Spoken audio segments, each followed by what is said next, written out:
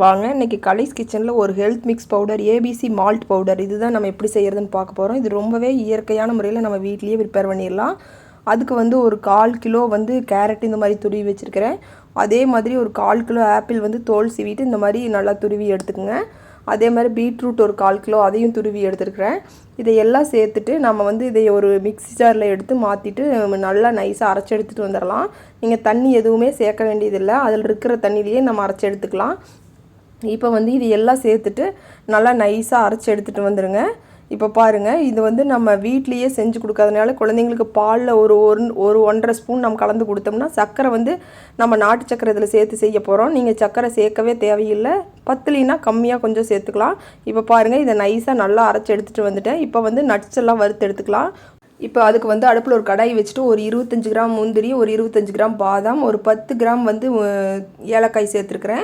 நீங்கள் நட்ஸ் வேணால் இன்னும் கொஞ்சம் அதிகமாக கூட சேர்த்துக்கலாம். அடுப்பு லோ ஃப்ளேமில் வச்சுட்டு நல்லா வாசனை வர அளவுக்கு வறுத்துக்குங்க. கருகிடாமல் பார்த்துக்கணும். அந்தளவுக்கு ட்ரையாக வறுத்துட்டு இதை வந்து ஒரு தட்டுக்கு மாற்றி வச்சிடலாம். இப்போ இது வந்து இந்த நட்ஸ் எல்லாம் சுத்தமாக ஆறட்டுன்னு நம்ம ஒரு மிக்ஸி ஜாரில் சேர்த்துட்டு இதை அரைச்சி எடுத்துக்கலாம். நம்ம வந்து அரைச்சி வச்சுருக்கிற பேஸ்ட் அதே கடாயில் சேர்த்துட்டு அடுப்பை லோ ஃப்ளேமில் வச்சுக்கோங்க. இப்போ இதை சேர்த்துனதுக்கப்புறமா வந்து இதுலேயே வந்து நம்ம 1/2 கிலோலேருந்து 3/4 கிலோ 1/2 கிலோ நாட்டு சக்கரை, சுத்தமான நாட்டு சக்கரை சேர்த்துறேன். நீங்கள் வந்து இதுக்கு 3/4 கிலோ இனிப்பு அதிகமாக வேணால் 3/4 கிலோ சேர்த்திக்கங்க. ஒயிட் சுகர் சேர்த்துறத விட இதுதான் ரொம்ப குழந்தைங்களுக்கு ரொம்பவே நல்லது. நம்ம வந்து இனிப்பு இதிலேயே இருக்கிறதுனால நம்ம ஹாஸ்டல்ஸ்க்கெல்லாம் கொடுத்துட்டோம். குழந்தைங்களுக்கு ஹாஸ்டல் இருக்கிறாங்கன்னா அவங்களுக்கெல்லாம் செஞ்சு கொடுத்துட்டோம்னா ஈஸியாக ஒரு ஸ்பூன் போட்டு நம்ம பாலில் கலந்து குடிச்சிருவாங்க. ரொம்பவே ரொம்ப ஹெல்த்தானதும் கூட. இந்த கலர்ஃபுல்லாக இருக்கிறதுனால அவங்களுக்கு ரொம்பவே விரும்பி சாப்பிடுவாங்க. இப்போ பாருங்கள், இதை நல்லா கைவிடாமல் கிளறிட்டே இருக்கணும். இப்போ அதுக்குள்ளேயே நம்ம நட்ஸ் ஆறுனதையெல்லாம் அரைச்சி எடுத்துகிட்டு வந்துடலாம். இதை அரைச்சி எடுத்துகிட்டு வந்துட்டு நம்ம வந்து அது நல்லா சுத்தமாக ட்ரை ஆக வரைக்கும் அது கிளறிட்டே இருக்கணும். கடைசியாக தான் நம்ம நட்ஸ் சேர்க்கணும். இப்போ பாருங்கள், சுத்தமாக தண்ணியெல்லாம் ஓரளவுக்கு சுண்டி வந்துருச்சு. அந்த சர்க்கரையில் இருக்கிற அந்த ஃப்ரூட்ஸில் இருக்கிற எல்லா தண்ணியும் சுத்தமாக வற்றிருச்சு. இன்னுமே சுத்தமாக ட்ரை ஆகணும்.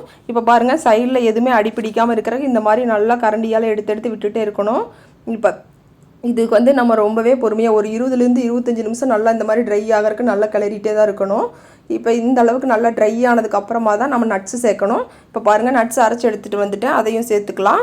இப்போ இந்த நம்ம வந்து நட்ஸ் எல்லாம் சேர்த்துனதுக்கப்புறமா வந்து நல்லா ஒரு 10 நிமிஷம் இதை வந்து கிளறி விட்டுட்டே இருங்க. அப்போ சுத்தமாக ட்ரை ஆகி வந்துடும்.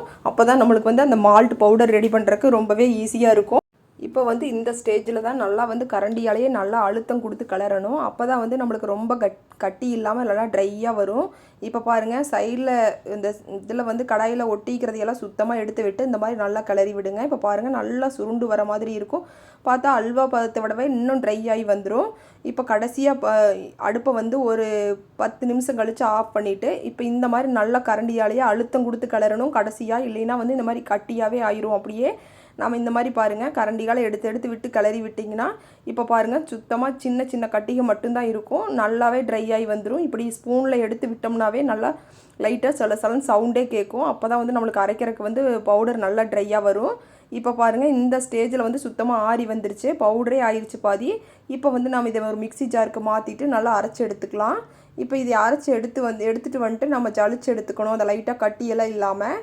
இது வந்து நம்ம ஹார்லிக்ஸ் பூஸ்ட் இதுக்கு பதிலாக நம்ம இந்த மாதிரி குழந்தைங்களுக்கு செஞ்சு கொடுத்தோம்னா ரொம்ப ஹெல்த்தானதும் கூட. டெய்லியும் காலையில் நைட்டு 2 நேரமே கூட கொடுக்கலாம். எந்த ஒரு கெடுதலுமே கிடையாது. 1 மாதம் வரைக்குமே கெட்டு போகாமல் இருக்கும் சர்க்கரை சேர்க்கறதுனால. நீங்கள் வேணான்னா சர்க்கரை வேண்டான்னு கூட தவிர்த்திடலாம். மறுபடியும் நீங்கள் சர்க்கரை பாலில் கலந்து கூட சேர்த்துக்கலாம்.